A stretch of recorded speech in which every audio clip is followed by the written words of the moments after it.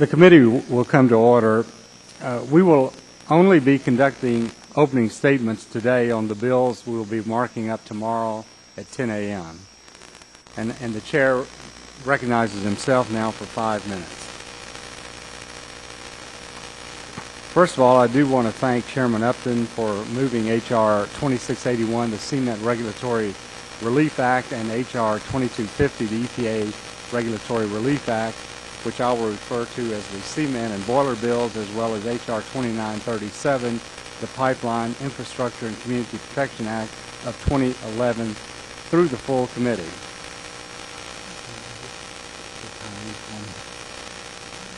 I am pleased that all three of the bills being considered today carry bipartisan support and are common sense approaches that set us on a path toward environmental quality, economic security, and additional infrastructure security. The first bill, the Cement MAC bill, requires the agency to set new emission limits for cement manufacturing plants that are reasonable and achievable.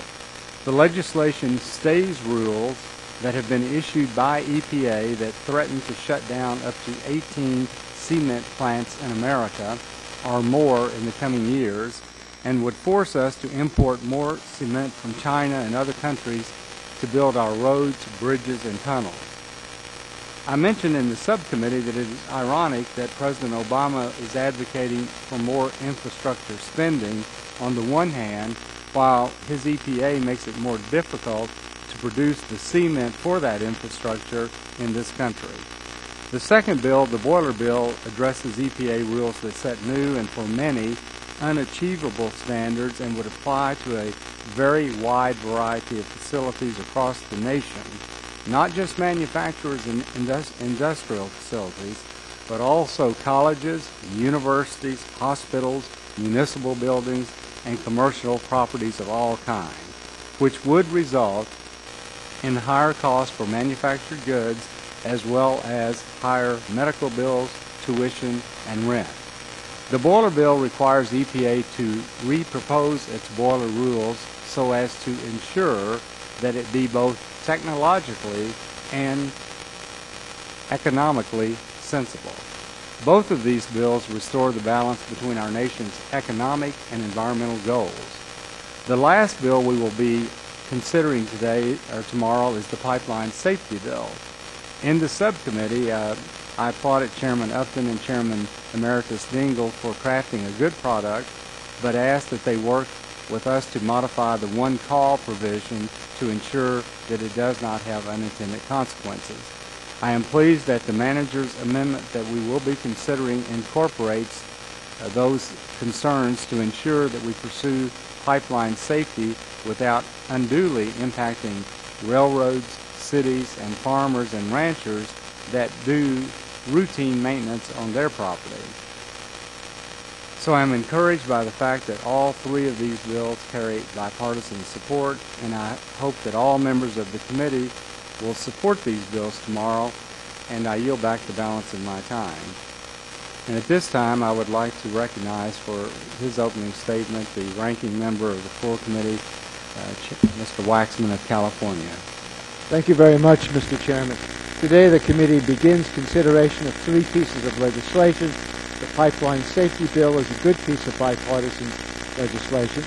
During the last 12 months, a series of tragic failures has reinforced the need for stronger pipeline safety laws. Pipeline failures have occurred all around this country, from California and Montana to Michigan and Pennsylvania. We've seen natural gas pipeline explosions and ruptured oil pipelines spilling oil into rivers. This bill and the bipartisan manager's amendment that will be offered will go a long way toward updating and strengthening our pipeline safety laws in the aftermath of these tragedies, and I will support this bill. I wish I could be positive about the two other pieces of legislation we will consider, but they are a frontal assault on public health and the environment. The House has voted 125 times this Congress to block action to address climate change, to halt efforts to reduce air and water pollution, to undermine protections for public lands and coastal areas, and to weaken the protection of the environment in other ways. The two bills, two The two EPA bills we will consider today are part of this concerted attack on our environment. They would gut Clean Air Act provisions that protect American families from toxic air pollution. If the bills we consider today are enacted, there will be more cases of cancer, birth defects, and brain damage. The ability of our children to think and learn will be impaired because of their exposure to mercury and other dangerous air pollutants. In 1990, Congress adopted a bipartisan approach to protect the public from toxics.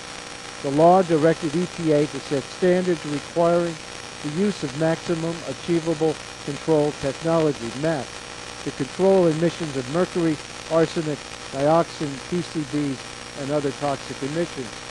This approach has worked well.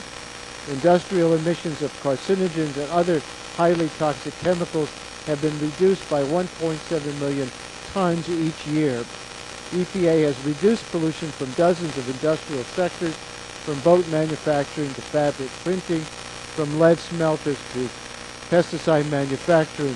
More than 100 categories of sources have been required to cut their pollution, and this has delivered major public health benefits to the nation. But a few large source categories still have not been required to control toxic air pollution due to delays and litigation.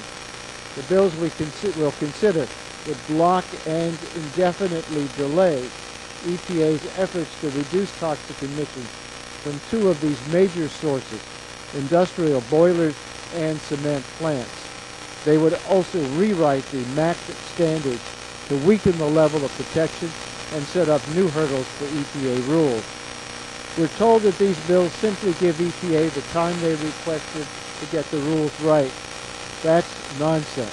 EPA vigorously opposes these bills. We're also told that we need to pass these bills because the threat of EPA regulation is dragging down our economy. That's legislative opportunism at its worst. It was the lack of regulation of Wall Street banks that caused this recession, not environmental regulations that protect children from toxic and mercury emissions. Before subcommittee consideration, I asked whether the Republican majority would be interested in working on a compromise bill that would give EPA some additional time and clarify when a facility will be considered a boiler and when it will be considered an incinerator. The response was, in effect, we have the votes and we don't need to negotiate. You may have the votes in the House, but that doesn't justify a legislative approach that ignores the facts and jeopardizes public health. As these bills move through the committee and the House, I hope we will find the courage to say no to the special interests, to think carefully about the facts and the science, and to do what is right for American families. Until then, I urge my colleagues to vote no on these extreme bills. And I yield back to Benson. Thank you, Mr. Waxman. At this time, recognize the Chairman Emeritus, Mr. Barton of Texas, for 5 minutes. Thank you, Mr. Chairman, for having opening statements today and preparing to have a markup tomorrow of 3 bills. The H.R. 2250, the EPA Regulatory Relief Act, H.R. 2681, the Cement Sector Regulatory Relief Act, and H.R. 2937, the Pipeline Infrastructure and Community Protection Act, 2011. You are to be commended for working in a bipartisan fashion in these 3 pieces of legislation. The Pipeline Infrastructure and Community Protection Act, as Mr. Waxman has just alluded to, does have bipartisan support on the committee. The amendment in nature of a substitute should maintain the confidence and enhance the confidence in our pipeline safety system. Former Chairman Dingell has worked very hard on this bill with current Chairman Upton and others. It's a real team effort, and I think it shows the committee at its finest, which again Mr. Waxman agreed to on that issue. On the EPA Regulatory Relief Act of 2011, this is something that is very important. One thing we don't lack in this country, Mr. Chairman, is EPA regulations. And the current EPA seems heck bent on adding more and more regulations on an economy that's already struggling to maintain the jobs that we have. The MAC Regulatory Relief Act would provide certainty to businesses that they can continue in business while EPA goes back and takes another look at the Boiler MAC rule. There is not a single industry affected by the EPA's version of the pending rule that could operate their business and achieve the emission standards that the EPA has imposed and still be able to keep their doors open. In the paper industry alone, Mr. Chairman, the potential cost of compliance with the Boiler MAC that's been proposed exceeds over $900 million. EPA, I think, is beginning to get it, Mr. Chairman. They have granted an administrative stay to the Boiler MAC, but I think we need to go beyond that. The bill would stay the rules, give the EPA 15 months to revise the rules, provide at least 5 years for facilities to comply instead of 3 years, direct the EPA to adopt the 2000 CSIWI solid waste definition, and set MAC limits based on what real-world boilers or incinerators can actually achieve. This last issue is very important. I have had it up to my eyeballs with EPA modeling that most of the time bears little relation to the real world. On the cross-state air pollution rule, which is a different issue, I understand, but the EPA model, in spite of monitored data that shows there were no compliance problems in Texas or in the affected states outside of Texas, would require our state to spend billions of dollars and, as we've noticed last week, begin to lay off hundreds, if not thousands, of people. So I strongly support that bill. On the cement bill, it's a bipartisan bill. Mr. Sullivan, a Republican from Oklahoma, and Mr. Ross, a Democrat from Arkansas, would require the EPA to again rethink 3 recent environmental rules directed at the Portland cement industry. The cost of compliance of the proposed rules, Mr. Chairman, are more than the profits of the industry. As proposed, you will see dozens of cement plants shut down. You will see hundreds, if not thousands, of high-paying jobs eliminated, and you're just going to open up our nation to more imports from cement that's made outside the boundaries of the United States of America. The bill before us would create the opportunity for reasonable and balanced regulations. It would give the industry time to get back on its feet financially. It is basically a reproposal of the rules and an extension of the compliance deadline. I don't see anything that's that controversial about that bill. So, Mr. Chairman, I look forward to the markup. I strongly support all 3 bills and hope we can work to improve them tomorrow. Thank you. This time the chair would recognize the gentleman from Michigan, Mr. Dingell, Chairman Emeritus, for a 5-minute opening statement. I would note we have before us several bills. The first is a strong bipartisan bill which does much to improve pipeline safety in our nation. H.R. 2937, the Pipeline Infrastructure and Community Protection Act of 2011, takes a balanced approach to this very important issue and will help us fix many of the existing deficiencies in our current system. I appreciate what you did, Mr. Chairman, and I very much thank my dear friend Mr. Upton, the chairman of the full committee, for reaching across the aisle in the manner in which he did and working in an extremely constructive manner to reach consensus.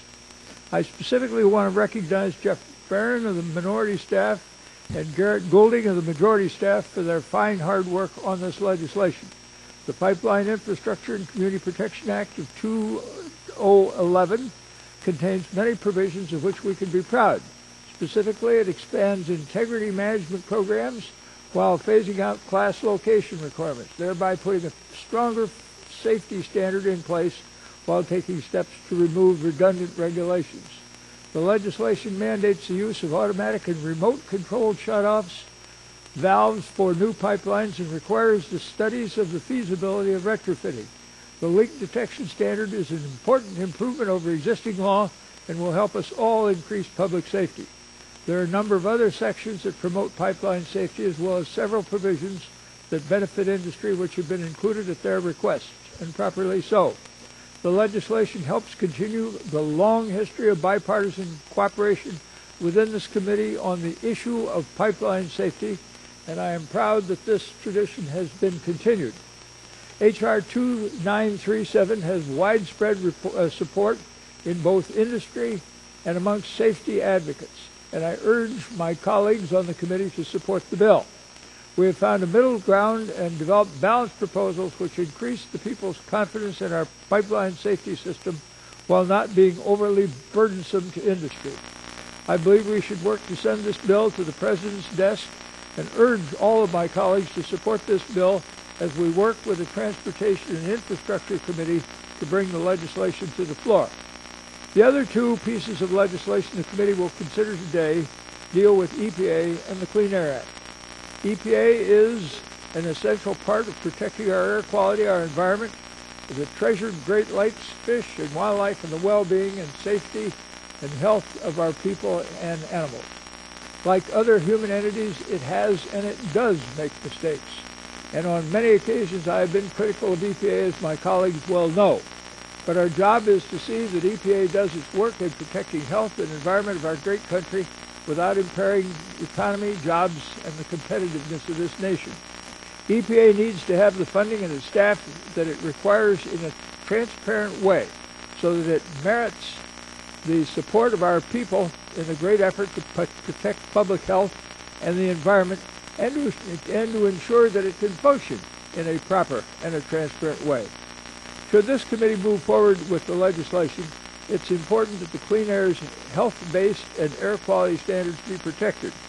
I want to be sure that any solution to air pollution issues represents equitable balance amongst the affected industry and parties. The existing Clean Air Act is such a solution.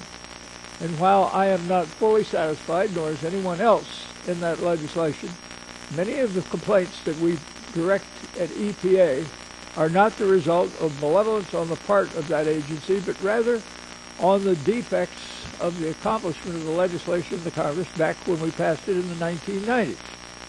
And I think one of the important things that we should keep before us is that before we take steps to alter this legislation, we need to proceed under the proper procedures, and we need to know that we have developed something better to put in its place. This means we need to know the facts, we need to understand the defects in the statute. And it is my hope that we will make a meaningful effort to identify these facts before we proceed to move on legislation. Industry has legitimate complaints that we must inquire into. Regrettably, we are not doing that here. So I do not believe that the other two bills before us today meet the goals that I think we ought to have in terms of having good legislative process or good legislative product. However, I do remain open to working with my colleagues on both sides of the aisle on a balanced approach as these bills move to the floor. Industry has legitimate complaints. Those legitimate complaints should be properly addressed by this committee in the traditions that we have had of an open, transparent process, and not the kind of rushed political response that I see in these two matters. Once again, I want to thank Chairman Upton for working with us in a bipartisan manner on public safety. I hope we can do a similar thing on the other bills before us, and I yield back the balance of my time with thanks. Thank you, Mr. Chairman. The chair yields herself 1 minute. I appreciate the committee's marking up these important bills, and I'm particularly grateful we will be considering the bipartisan EPA Regulatory Relief Act. For months, I've been contacted by a variety of businesses that are greatly concerned about the negative impact of the EPA's new rules for their boilers. These are businesses who are doing everything they can just to weather the economic storm and stay afloat. However, for some reason, the cost of complying with the rules will be too much to bear. These regulations are not only a burden to manufacturers, but also commercial facilities, hospitals, schools, and hotels. At a time when our unemployment rate is 9%, actually over 9%, and manufacturers are operating in a competitive global economy, It makes perfectly good sense that we would give EPA the time to repropose new workable rules for boilers. Given the difficulties many businesses have when trying to access credit, it also makes sense to give those affected additional time to comply. The Cement Sector Regulatory Relief Act addresses regulations that could be devastating, as you've heard, to the domestic cement sector. So finally, I appreciate the efforts of Chairman Upton and Chairman Emeritus Dingell on the Pipeline Infrastructure and Community Protection Act. It's a great example of the type of bipartisan legislation that this committee is capable of producing, and I yield back. I recognize Mr. Rush for 5 minutes. Thank you, Madam Chairman. Tomorrow we will be marking up 3 bills, H.R. 2937, the Pipeline Infrastructure and Community Protection Act of 2011, H.R. 2250, the so-called EPA Regulatory Relief Act of 2011, and H.R. 2681, the Cement Sector Regulatory Act of 2011. Madam Chairman, I must praise the majority for working with our side on H.R. 2937, the Pipeline Safety Bill, which may be the only piece of legislation this committee passes this year that actually becomes law. Both sides were able to work together in good faith on this bill, which led to a final product that has bipartisan support in this committee and which should receive widespread bipartisan support on the House floor in the Senate as well as the support of the White House. In particular, I am pleased that the majority side has agreed to include language from my office that would direct the Secretary of Transportation to submit to Congress on 1, the number of minority business enterprises, women-owned business enterprises, and disadvantaged business enterprises that have been granted permits to build or operate pipelines, and 2, the extent to which pipeline operators utilize the services of companies that are registered as minority-owned, women-owned, or is a disadvantaged business enterprise. Madam Chairman, it is extremely important that all segments of society have the opportunity to benefit from the vast opportunities to upgrade our nation's aging pipeline infrastructure. This study will be a first step in a process to make sure that the builders and contractors in charge of rebuilding America's aging and expanding pipeline system will represent the variety of groups and businesses out there, including those who are most desperate for jobs and economic opportunity. Unfortunately, Madam Chairman, this bipartisan approach was not the manner in which H.R. 2250 or H.R. 2681 was drafted, and I cannot support either of these bills. Currently drafted, these bills would indefinitely delay the deadline for when EPA would need to act on the rules. Additionally, the language in Section 5 requires EPA to select the, quote, least burdensome, end of quote, of the range of regulatory alternatives, even if a more stringent standard is feasible, economically viable, and would provide greater public health protection. This provision raises legal uncertainty and will lead to an even more litigation in the courts over EPA rules, which may be the majority's full intention. Madam Chairman, the research also tells us that low-income families and minorities are disproportionately affected by toxic air pollution, including impaired neurological development, as well as respiratory and cardiovascular disease, because these groups are more likely to live closer to industrial power plant facilities. Madam Chairman, this is what the science tells us, that just because we might not like what science says does not mean we should disregard science. So I would oppose both H.R. 2250 and H.R. 2681, and I urge all of my colleagues to oppose them as well. Thank you, Madam Chairman. With that, I yield back the balance of my time. Thank you, Mr. Rush. The chair yields 1 minute to Mr. Shimkus. Thank you, Madam Chairman, and it's great to be here today to move on 3 bills, all very important. One thing that gets left out of these 3 bills are all bipartisan approaches to protect American jobs. And the great thing about the 2 that seem to be controversial is that one is co-sponsored by our good friend from Arkansas, Mike Ross, Democrat, and the other one is our good friend from North Carolina, Congressman Butterfield. Why? Because in this environmental time, we want to protect jobs. The EPA regulatory relief talked about incinerators and boilers. I just happened to visit a Viola Environmental Services yesterday, hundreds of jobs. And I think what we don't get an appreciation for is how these industrial incinerators protect the environment. Because they're destroying the nasty elements that if they weren't there would be going where. And so my hats off to them. Of course, the boiler rule is affect the paper industry in my sector. The cement sector regulatory relief would affect a cement manufacturer in my district.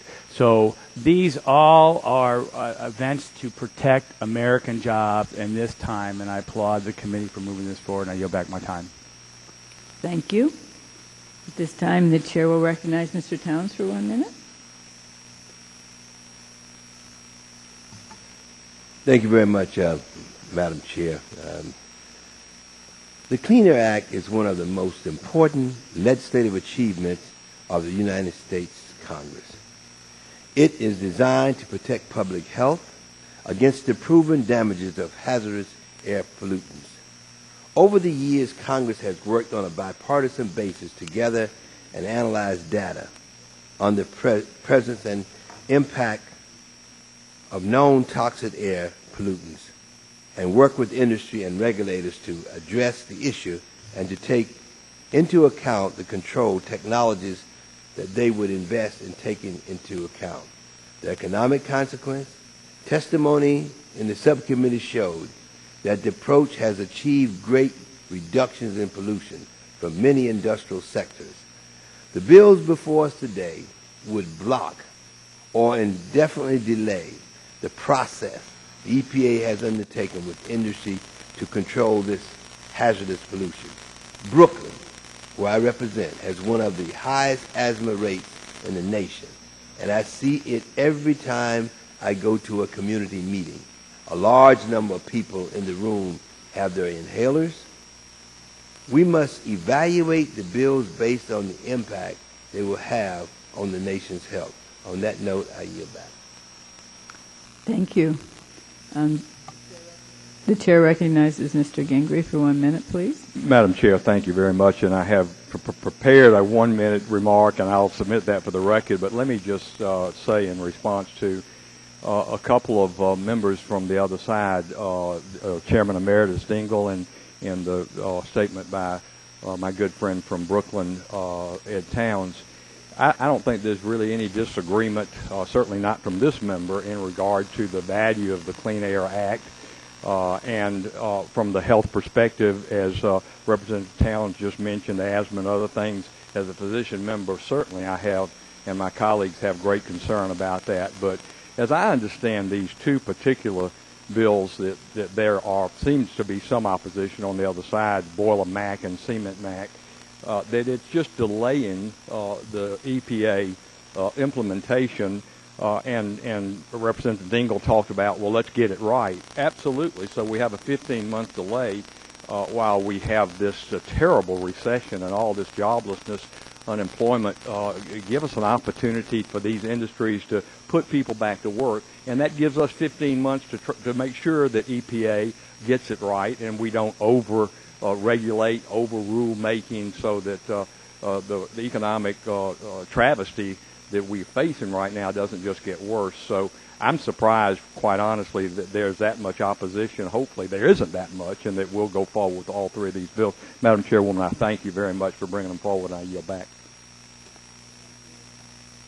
This time the chair yields a minute to Mr. Green. Thank you, Madam Chairman, for holding the markup today and tomorrow. We have three bills before us: H.R. 2250, the EPA Regulatory Relief Act of 2011, H.R. 2681, the Cement Sector Regulatory Relief Act of 2011, and H.R. 2937, the Pipeline Infrastructure and Community Protection Act of 2011. I applaud Chairman Upton, Ranking Member Waxman, Ranking Member Emeritus Dingell for their hard work in crafting a bipartisan pipeline safety bill. Many of my concerns, which I addressed in the subcommittee about provisions of the bill has been fixed in the new draft. Pipeline safety is particularly important to me. I represent parts of Houston and East Harris County, Texas, where virtually everyone either lives on or is close proximity to a natural gas or oil pipeline. I also have thousands of constituents who rely on this industry for employment and their livelihood. Passing this bill will address the dual priorities of ensuring safety along these pipelines and providing regulatory certainty for the operators in the years ahead.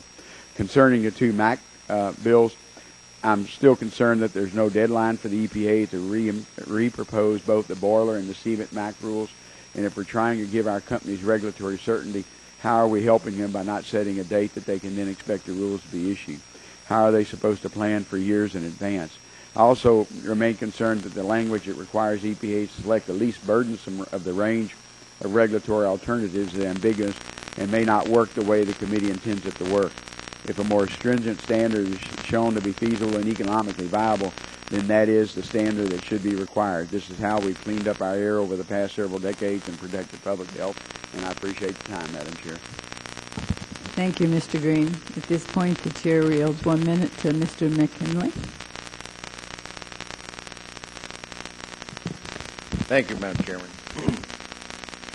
The excessive aggressiveness of the EPA and their relentless attack on West Virginia families and jobs needs to stop. The bipartisan bills before us today will save thousands of jobs in the forest, paper, and cement industries in my home state. It's hypocritical of this president to disingenuously say small businesses and manufacturers are important to our economic recovery, but then he and his rogue EPA continue to move the environmental goalposts by changing the rules on American businesses that are already meeting EPA standards. It's not a coincidence that the American economy did not create one job last month, and there are 14 million people unemployed. That's simply unconscionable. Republicans are not trying to do away with the EPA. We are trying to make a scientifically supported, practical approach. American employers are struggling to meet the ever-changing, ideologically motivated political agenda from the EPA and his administration. What we need is to give businesses the time to get their feet back on the ground. We are here not to challenge the authority of the EPA, but to challenge their lack of common sense and timing. A motto pleased with the President would be well advised to follow is, do not make perfect the enemy of good. Thank you very much, and I yield back my time. At this time, the chair yields 1 minute to Mr. Kowski. Thank you, Madam Chair. I'm encouraged by the agreement reached on H.R. 2937 to address the safety of American oil and gas pipelines. I hope its passage will prevent future losses of life and deterioration of health and the environment. I am, however, opposed to both H.R. 2250 and H.R. 2681. Those bills undermine long overdue Clean Air Act rules and continue the trend of anti-environmental and anti-science legislation in this committee. It is a false premise that dirty air policies are somehow good for our economy. On September 8th, groups representing 125,000 American small businesses voiced support for the Clean Air Act, saying that, quote, regulation is often the key to innovation, unquote, and will help to keep the United States at the forefront of the global economy. Clean Air Act regulations also clearly promote our economic interests with a 4-to-1 economic benefit to cost ratio since 1990. Our constituents, our small businesses, and our economy demand that we support the EPA's implementation of the Clean Air Act. I cannot support H.R. 2250 or H.R. 2681, and I yield back. Thank you. The chair recognizes Mr. Kinzinger for 1 minute. Thank you, Madam Chairman, for the time, and thank you for holding this markup on these vital jobs bills today. I was proud to work with my colleagues on the committee in developing the Cement Sector Regulatory Relief Act. Last September, the EPA released new regulations again on the American cement industry. These new requirements will cost $3.4 billion and will close 18 out of 100 cement plants in this country, leaving 20,000 Americans without jobs. When this rule is in full effect and the plants are closed, where is America going to purchase this cement? It's going to purchase it from China, a country that's purchasing cement with zero environmental safeguards. With the increased demand in China, global hazardous pollution will rise with these new levels. This bill gives regulators time to develop practical rules for cement manufacturing facilities and will protect jobs in the cement industry, the manufacturing industry, and the construction industry that could otherwise be sent overseas. Enough is enough. I urge my colleagues to support, and I yield back. Recognizes Mr. Barrow from Georgia for 1 minute. Thank you, Madam Chairman. I'm proud to be an original co-sponsor of H.R. 2250, the EPA Regulatory Relief Act. This legislation was drafted in response to new EPA regulations on emissions from industrial and commercial boilers. I believe those regulations, however well-meaning, cannot reasonably be met with today's technologies. I believe that the end result of these boiler MAC regulations will be that employers will have to sacrifice jobs in order to make the investments required to comply. I do not believe that it is in the best interest of our economy to force employers to make those tough choices. It doesn't have to be that way. The bill before us is a more reasonable approach. It will still spur industry into making investments that cut down on harmful air emissions, but it also minimizes the chances of negative economic consequences and job losses. This bill is the product of several months of good bipartisan work. I think it's an example of how we can be productive by working together. I encourage my colleagues' support. I thank the chairman for the time, and I yield back. Thank you. This time the chair yields 1 minute to Mr. Griffith. Thank you, Madam Chair. Like any compromise, the language of H.R. 2250, the EPA Regulatory Relief Act, isn't what I or the other sponsors might have done if they were acting alone. However, this language brought together a group of legislators from both sides of the aisle with a reasonable approach and reasonable language. And I am proud to be able to carry and defend this bipartisan compromise language. This bill has 122 co-sponsors, of which 25 are Democrats. We have hundreds of support letters from businesses, unions, and trade associations. Boiler MAC is a complex area of law and regulation. We're talking about hundreds of pages in the Federal Registry. Business needs certainty with both Boiler MAC and Cement MAC, and they need to know that we're going to get these rules right. The bills simply provide sufficient time to get it right when imposing such expensive, comprehensive rules on businesses that employ thousands of hardworking Americans. Particularly in this economic environment, we need to make sure the rules are right. As the EPA told the court last December on Boiler MAC, investments required by these rules are irreversible. For those businesses that decide to stop producing their product at a particular location, the job losses are also irreversible. I urge my colleagues to join me in supporting the EPA Regulatory Relief Act of 2011. These are real people, and these are real jobs on the line. Thank you, Madam Chairman. I yield back my time. Thank you. And at this point, the chair recognizes Mrs. Christensen for 1 minute. Thank you, Madam Chair, and I want to thank the chairman and ranking member for the opportunity to weigh in on these bills before us today. I'm pleased that both sides of the aisle, as my colleagues have said, were able to work together in a bipartisan effort to craft and introduce H.R. 2937, the Pipeline Infrastructure and Community Protection Act of 2011. The weaknesses that were uncovered in the wake of the troubling record of spills and explosions over the past couple of years cried out for a comprehensive review and analysis. This bill is a result of that and includes a series of good recommendations for public policy and industry standards. While H.R. 2937 makes significant strides, the other two bills being considered would seriously weaken public health and environmental protections at a time when we need them more than ever. At some point, this Congress has got to put greater importance on health and safety. These bills sacrifice them once again. With regard to H.R. 2250, I have a large refinery and a public utility that would come under MAC regulations and standards. But I've found that EPA was willing to work with them and other facilities and island communities to address some of the unique issues that they would face. If we err, we should do so on the side of caution. These bills do not, and I don't think they're in the best interest of the nation's public. I hope that this committee will reject them. Thank you. I yield back.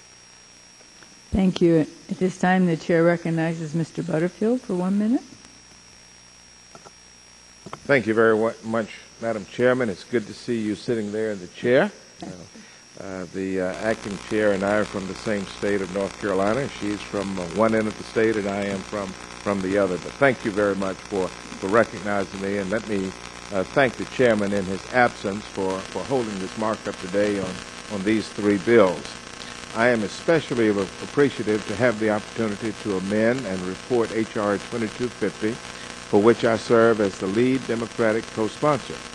Legislation is rarely perfect, and this bill is certainly no exception, but I fully support the bill's intent of providing the EPA with the time it requires to develop a fair and effective rule to protect the environment and public health from hazardous air pollutants. In my district in eastern North Carolina, thousands of people continue to depend upon the ability of the affected industries to meet the rules promulgated by EPA, from the forest manager in the field to the facility engineer to the man or woman who fixes both of their cars. Simultaneously, they and all of their neighbors rely on the Clean Air Act to guarantee their right to breathe safe air. It is my great goal that this legislation meets these two mutually inclusive goals in a reasonable time frame. We must build upon the foundations of environmental responsibility in a sustainable way. 2250 helps to do just that. And so I want to thank you for the time. I want to urge my colleagues to support it. Thank you. I yield back. Thank you. The chair thanks all the members, and we will stand in recess until 10 a.m. tomorrow morning. Very good.